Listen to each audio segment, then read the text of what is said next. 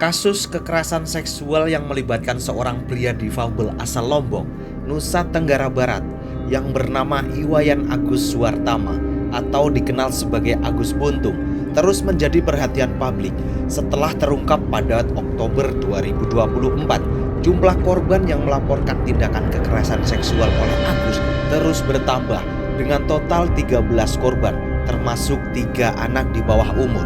Kasus yang melibatkan Agus menunjukkan kompleksitas penanganan kekerasan seksual, terutama ketika pelaku merupakan penyandang disabilitas. Tindakan manipulasi dan intimidasi yang dilakukan pelaku menjadi bukti bahwa kejahatan dapat terjadi dalam berbagai bentuk. Saat ini, fokus utama adalah memastikan bahwa seluruh korban mendapatkan keadilan dan pendampingan yang layak, sementara pelaku menghadapi konsekuensi hukum yang sesuai dengan perbuatannya. Lalu, bagaimana sebenarnya kronologi dan fakta yang terjadi pada Iwayan Agus ini? Tetap bersama saya, Ragil Santoso Reborn.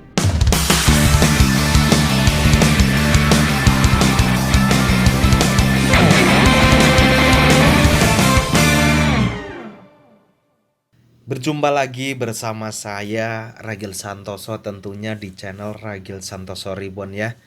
Jadi saya mau membahas tentang Agus, bukan mau menceritakan orang lain, tapi kalian sudah tahu semuanya dan media ini ada di mana-mana ya, beredar luas secara spontan dan seluruh Indonesia bahkan sekarang viral yang namanya Agus. Memang akhir tahun ini memang yang namanya Agus itu viral banget ya guys ya. Dari mulai Agus Salim ya, Agus sedih ya, namanya Agus sedih. Tapi sekarang udah nggak sedih lagi guys ya. Ada videonya Agus nggak sedih, Agus nggak sedih lagi gitu ya.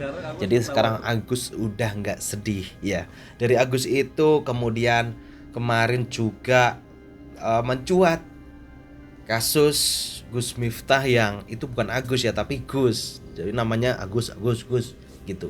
Jadi Gus Miftah yang mencuat setelah mengolok-olok penjual es teh, dan sekarang muncul lagi Agus NTB ya, Agus difabel atau Agus Buntung, dikenalnya seperti itu guys.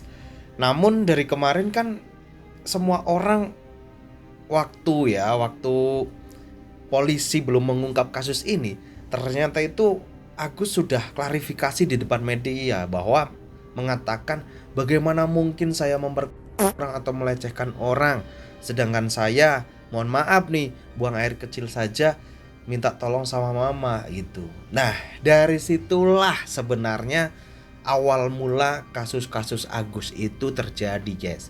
Dari mulai misalnya jika Agus Buntung ini ada cewek tuh kadang minta tolong gitu loh, minta tolong dengan dalih minta tolong agar ditolongin gitu. Nah sekarang kita lanjut langsung ke kronologi dan fakta kasus ya guys ya.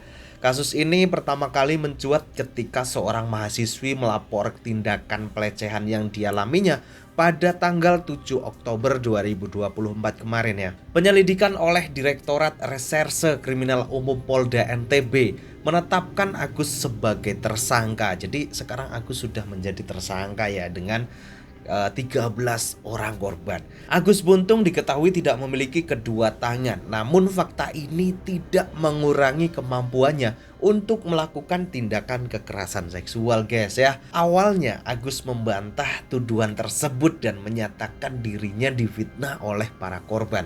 Nah ini kan kemarin saya juga sudah melihat videonya guys ya. Agus itu mengatakan di depan media, bagaimana mungkin, seperti yang tadi saya bilang ya, bagaimana mungkin saya bisa seorang sedangkan saya pipis aja dibantuin ibunya untuk melepas celananya, kan kayak gitu, intinya seperti itu guys. Namun penyelidikan lebih lanjut mengungkapkan pola kekerasan yang dilakukan oleh Agus. Jadi kekerasan seksual yang dilakukan oleh Agus ini agak lain guys ya.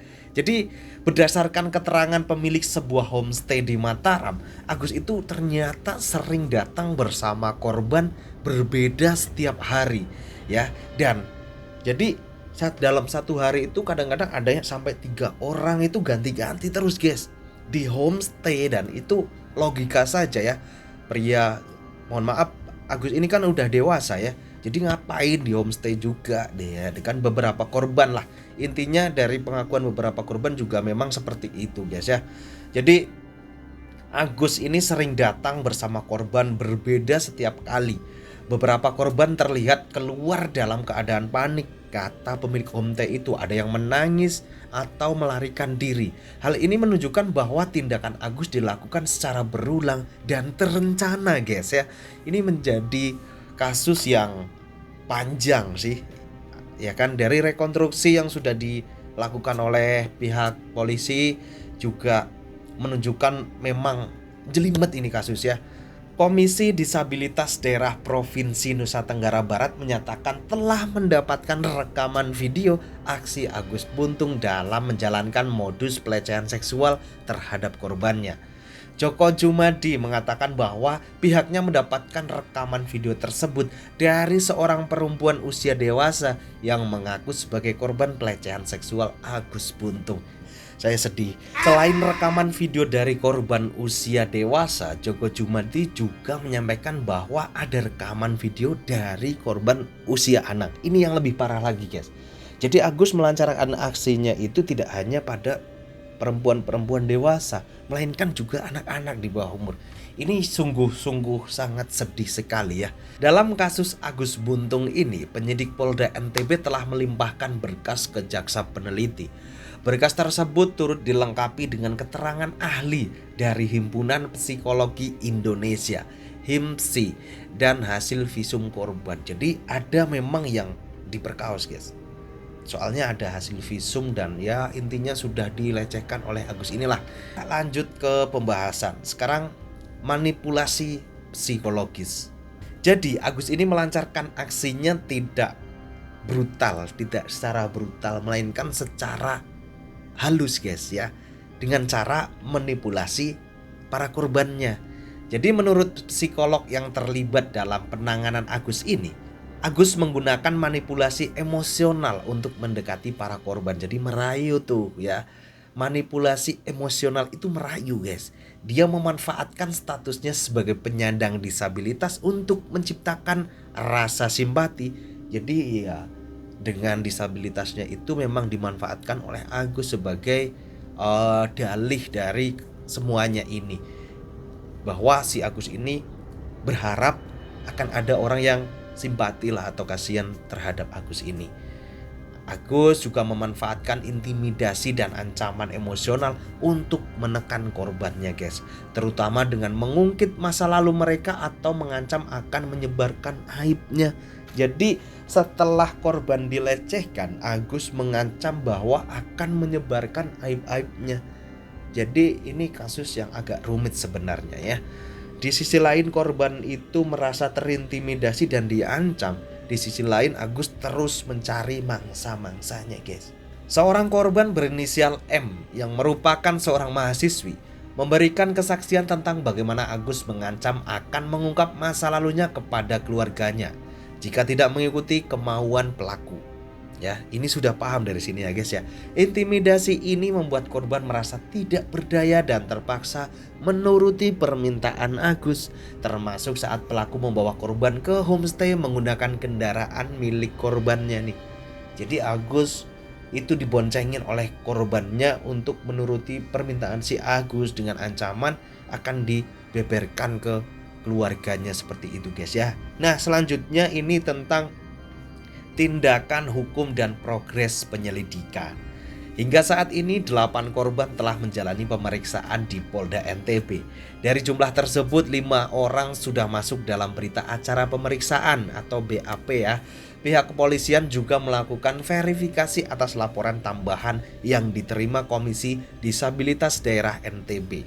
Proses penyelidikan terus dilakukan untuk memastikan seluruh korban mendapatkan keadilan. Sementara itu, dalam berkas pemeriksaan, penyidik juga menguraikan modus perbuatan pidana tersangka Agus Buntung dengan mengandalkan komunikasi verbal yang dapat mempengaruhi psikologi korban. Penyidik menetapkan IWAS ya, Iwayan Agus sebagai tersangka dengan menerapkan sangkaan pasal 6 huruf C Undang-Undang Nomor 12 Tahun 2022 tentang Tindak Pidana Kekerasan Seksual atau TPKS dengan ancaman hukuman maksimal 12 tahun penjara. Sebagai tersangka, penyidik melakukan penahanan terhadap Agus Buntung dengan menetapkan yang bersangkutan dalam status tahanan rumah. KDD Provinsi NTB dalam kasus ini memberikan bantuan hukum kepada Agus Buntung. Meskipun dalam posisi tersebut, KDD telah menunjukkan sikap objektivitas dengan membuka ruang kepada publik terkait kasus ini, termasuk menampung laporan dari masyarakat yang mengaku sebagai korban ya. Ini memang saya katakan lagi kasus yang sangat panjang dan rumit ya guys. Ini soalnya mencapai 13 orang korbannya. Ini yang terakhir guys ya, pandangan publik dan kontroversi. Ini menjadi salah satu ya pelajaran berharga buat kita semuanya, bahwa memang kejahatan itu tidak hanya dilakukan oleh orang yang sempurna seperti ini. Mohon maaf, difabilitas saja bisa melakukan tindakan kejahatan seperti Agus ini guys. Pandangan publik dan kontroversi. Kasus ini memicu polemik di masyarakat, terutama terkait pelaku yang merupakan seorang penyandang disabilitas. Memang betul ya, pegiat media sosial Lukman Simanjuntak mengatakan masyarakat untuk tidak menjadikan kondisi fisik Agus sebagai alasan untuk membebaskan dirinya dari tuduhan. Ini cerdas, sangat-sangat membela para korban juga ya.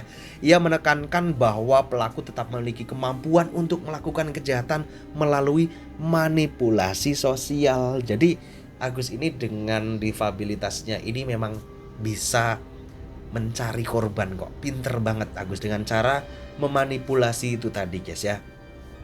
Sementara itu berbagai pihak mendesak agar hukum ditegakkan dengan seadil-adilnya guys.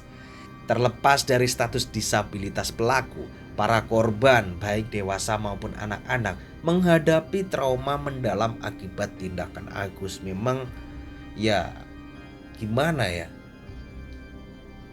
kita menilainya ini, kasus ini Agus ini menjadikan orang dengan penyandang difabilitas ini tercoreng namanya ya. Nanti ada orang difabel, kita berpikiran yang negatif, itu janganlah ya. Semoga saya berharap semoga kita bisa menilai lah dengan bijak. Apalagi orang yang ya modus-modus seperti ini kan sekarang banyak tuh, untuk katanya dihipnotis lah apa segala macam. Sebenarnya tidak dihipnotis, ini memanipulasi ya, sebenarnya memanipulasi. Tidak dihipnotis itu enggak, sebenarnya itu dengan cara taktik dan strategi sebenarnya ya. Mereka berharap ya agar keadilan dapat ditegakkan, agar kasus serupa tidak terulang lagi ya. Ini memang menjadi pelajaran banget buat kita semuanya, apalagi buat kaum hawa ini, agar tetap berhati-hati karena memang sekarang banyak sekali kasus-kasus seperti ini.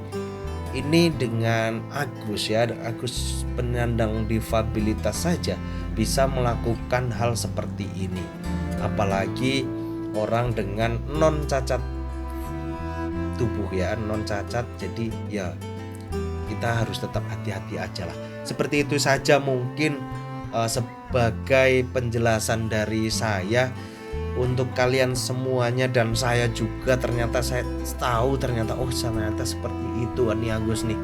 Jadi semoga tidak ada Agus-Agus yang lain lah selanjutnya. Saya berharap juga seperti itu ya. Dari saya sekian, mohon maaf sekali jika ada tutur kata yang kurang berkenan atau kurang mudeng kalian semuanya guys ya.